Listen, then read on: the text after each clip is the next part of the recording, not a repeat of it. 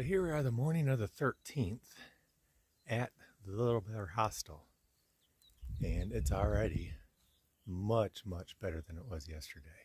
So looking forward to a good day. It's going to be a short day to get out. I think 6 miles up this treacherous trail and then 6 miles into Paradise Valley Cafe. Here at the Little Bear Hostel, great setup. We got a little covered porch here to hang out. They let you do laundry and take showers if you need to. We had frozen pizzas last night, so that was really good. Real friendly people, real accommodating. Little Bear, the guy, the husband, I think he's done the triple crown, it sounded like, several years ago. He's in the Navy now. But we're all real friendly couple. They got a couple dogs. They got a real inquisitive 5-year-old running around. So it's real fun. Now with Little Bear Hostel, this is they let you camp anywhere on the property for free. You can see one tent set up there way off in the distance there. But most of us just slept in this little shed because it was windy last night and there were threats of rain. So there were about 7 of us camped, just cowboy camping in this open shed, which was on one hand nice because it was warm, it was dry, and no wind. But there were 7 of us, and 2 snored extremely loud. I mean, like earth rumbling loud. So it took a while to get used to that. And then it's right next to the shed. I don't know if you can see here. They got a bunch of chickens, which I thought was pretty cool until the rooster wakes us up. And this rooster starts crowing. I thought it was time to get up, so I'm starting to like roll out of bed, look at my clock. It's 2:45 a.m. So apparently someone got up to go to the bathroom, and that woke the rooster up. I don't even see him out here. And then the rooster starts clucking or whatever roosters do for like, I don't know, five minutes, just going off and off and off. Then he settles down. Then that happened like 2 or 3 times more. So I guess every time someone goes to the bathroom, that gets the rooster going. I'm not sure where they are. They used to be right in here. Maybe they're still in their little house. So anyway, that was a little bit of excitement to get going. But all in all, this was a good choice. I was wondering if it was worth the hassle to get down here, but the people are so nice, and it sets us up nice for the next day. Going down the trail, or I'm coming up it, but you do have, I don't know if you can see this little barbed wire section. There's enough play you can lift it up and get through it. But there's a couple rock sections, and you do have to get through or go past this barbed wire fence to get down into Little Bear Hostel. We did the 0.6 mile spur trail up from Little Bear Hostel, and I just rejoined the PCT.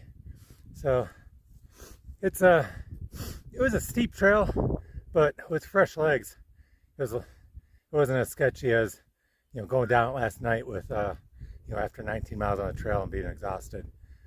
So I think some of the comments that were made is kind of people doing it on worn out legs. So it took me about a half hour to get up it from their house to the trail, so it wasn't that bad. Going forward, I've got 6 miles. I think pretty straightforward trail. I got all my water, so it should be 2.5 hours, give or take. And we'll meet Sandra. Okay, a little panorama. Beautiful day today. A lot better than yesterday. Don't get me wrong, yesterday wasn't that bad. It's the worst weather I experienced on the trail, but it was just, it wasn't bad. It was just a little wind and fog and a little bit of rain in the afternoon. But people have dealt with much worse on the trail, so it wasn't bad.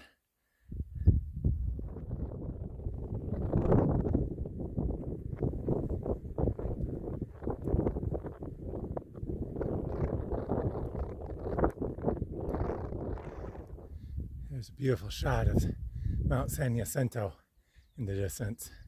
We're just about a half mile short of where Sandra's going to pick me up. So we're almost there. Still a lot of snow. Made it to the highway just near Paradise Valley Cafe. Made good time. It's only 10:20. Told Sandra I was going to meet her here at 11, so got about 40 minutes to burn. So great little Nero day today. Beautiful weather. She'll pick me up and we'll go into town and stay with our friends Sharon and Jeremy. So really looking forward to that. Tomorrow I'm going to take a 0 day and then head back out on I guess it's Monday. We'll get well rested in Idyllwild, and then we'll go up and around Idyllwild and up and around San Jacinto. Still debating whether I need an ice axe or not. I'll kind of catch up on the news and the latest trail reports and make that decision tomorrow. I can pick one up in Idyllwild. I'll definitely have my micro spikes, but we'll see how the trail conditions are. Next, about the next 5 or 6 days, looks like it's going to be real nice. It's going to be in the mid 70s in Anza. Idyllwild's obviously higher elevation, and San Jacinto, we get up there, I don't know, I think 9,000 feet, maybe 9,500. I'll have to see, because we don't go to the peak. The PCT kind of skirts around the peak, and the peak's a side trail.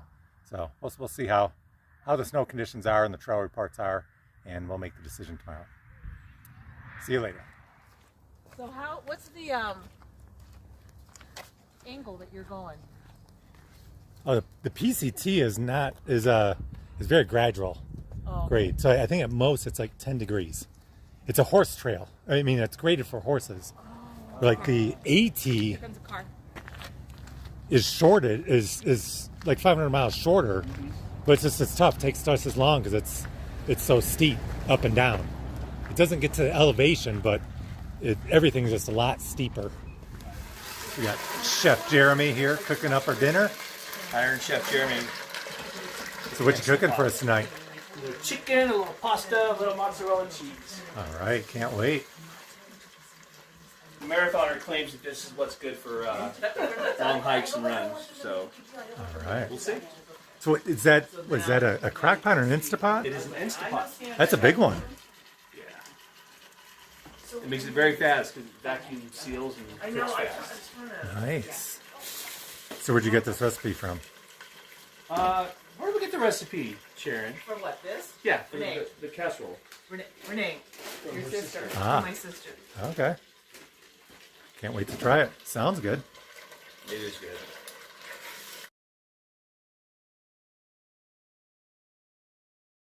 They'll have a little fire pit going, with like the cattle prod looking things in there. Oh, yeah. And you pay 100 yen, which is like $1, and they stamp they start stamping from the bottom. And the higher you go, then they're 200 yen and 300 yen. And by the time you get to the top, you're paying 500 yen for a stamp on your Fuji stick. And the top one, it'll say, they do the date. So, July 1st, 2024, et cetera, et cetera, et cetera. And every year they change.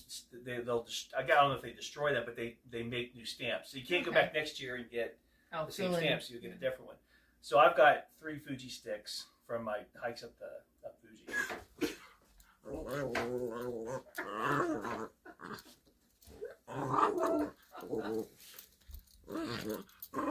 So these Jeremy's birthday cookies? Do we have to sing happy birthday, Jeremy? No. Yeah.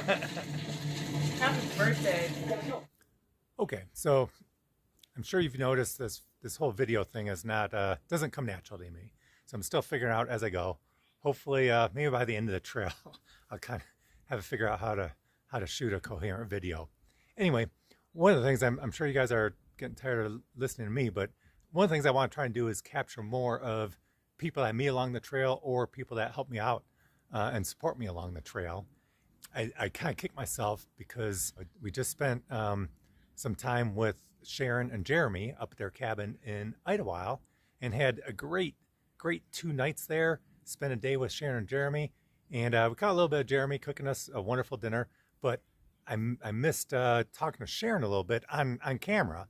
We had a great time with Sharon, but I didn't really interview her on camera, and I kind of I kicked myself for missing that opportunity.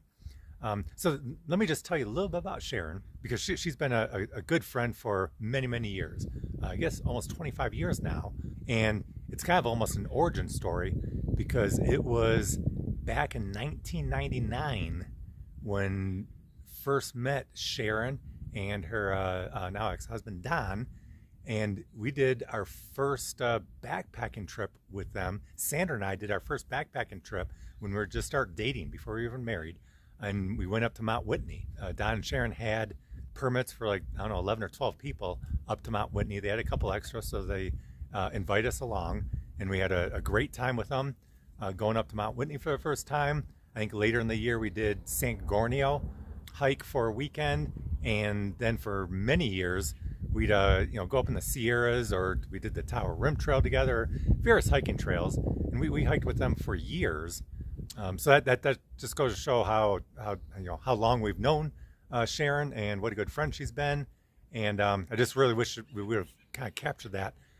Sharon telling, in her own words, but I just wanted to acknowledge, what a good friend Sharon's been over the years, and really appreciate her support coming up to Idyllwild and meet me on the trail and let's stay at her place. So thanks, Sharon. And if we get another chance, we got to capture you on video and that, because it's been a great time. Thanks, Sharon.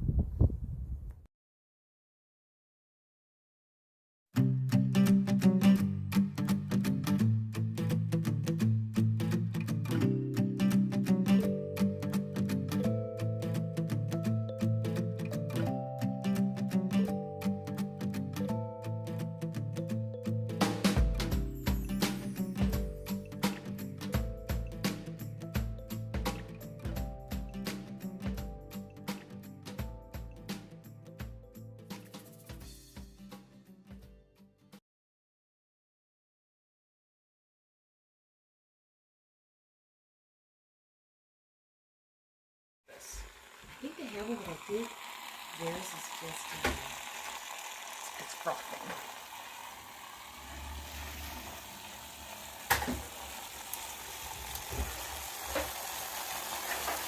Right next to the chocolate chip cookies. We're in Idyllwild. It's kind of a wrap up for days 13 and 14. Yesterday, came in off the trail, did a Nero, first Nero of the trail. Did 6 miles from Little Bear Hostel into Paradise Valley Cafe. Sandra picked me up. Heading to Idyllwild, we really lucked out. We have good friends of ours, Sharon and Jeremy, let us stay with them at their place in Idyllwild, which was really fortunate because we came in day 13, happened to be a Saturday, and Idyllwild was really busy. So a lot of people coming off the trail were scrambling to find a place to stay because the campground was full, the hotel was full. There's a few Airbnbs, but they were real expensive, and people were scrambling for a place to stay. So we really lucked out, and just staying with Sharon and Jeremy were fantastic.